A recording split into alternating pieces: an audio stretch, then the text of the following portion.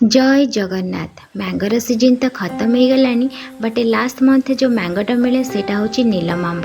तो चलते नीलम आंबर आमे बनवा आज आंब छेनापोड़। तो से कि मुझे अध केजी मापर छेना नहीं जाइए, से भी फ्रेश वाला छेना टिके रसीला हेले बहुत ही बढ़िया। जदि आप घरे छेना छिंडौंते ताले आप 2 लीटर क्षीर रे बा 2.5 लीटर क्षीर रे आप छेना छिंडे पारे, जोटा कि अध किलो मापर छेना हो।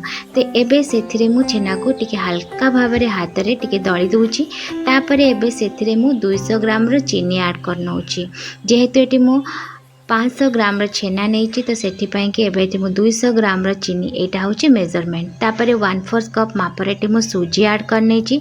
आउ जस्ट अल्प चिमटे जमती आम हाथ में आसे से भाव में ये मुझे बेकिंग पाउडर नहीं जाइए। सोडा ये जमा भी देवेनि ना छेनार टेस्ट एत भल आसबनी।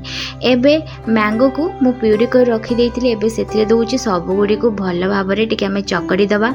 छेनापोड़ को टिके फ्लेवरफुल बनवाई कि 2 चामच गुआ घी ऐड कर नौची। ता सहित गुजराती गुंड, गुजराती को आपण 6-7 गुजराती को गुंड करके देवे। मार्केट गुजराती ठारू घरे जब आप गुजराती छेचिकी दौरान ताहले तार गोटे स्मेल बहुत ही बढ़िया आसे और फ्लेवर बहुत ही बढ़िया आसे। जेहेतु मु चामच रे गुआ घी नहीं से चामच से सबुगुड़ी को भल भाव में गोली दूची। गुआ घी द्वारा छेनापोड़र फ्लेवर बहुत ही बढ़िया आसी थाए, गोटे बहुत ही बढ़िया स्मेल आसते आउ बहुत ही टेस्ट लगी थाए। सबुगुड़ी को भल भाव में गोल सारा पर एबे यहाँ को आम 15 मिनिट पाई छाड़ीदवा, जहाद्वारा कि सूजी और छेना भल भाव में मिसीज। एबे देखो गोटे मु ब्रेड टिन नहीं जाऊँगी। जदि आप पाखे ब्रेड टिन नहीं तो नॉर्मल आपड़ जमती आप बेक करते से भाव में नहीं जाए। मु छेनापोड़ को ओवेन रे बेक करछि, आपण चाहिले कढ़ाई रे मध्य बेक करि परिबे।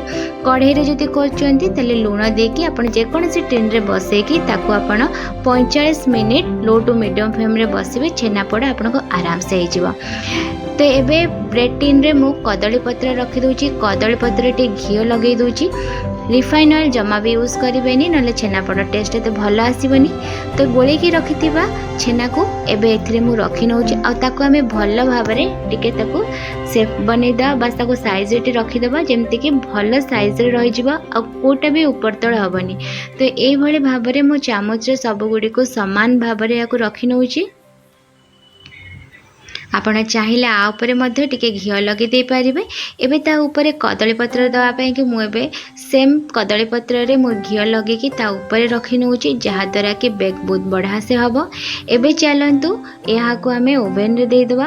तो सेथि पई कि एठी मु 180 डिग्री सेल्सियस रे 10 मिनिट पई कि फर्स्ट प्री हीट करके छाड़ी दउची। तापरे एबे एथिरे मु ब्रेड टिन रखी दउची। एबे 200 डिग्री सेल्सियस रे मु पूरा 40 मिनिट जाए कि मु यहाँ को बेक करने छाड़ी दूची।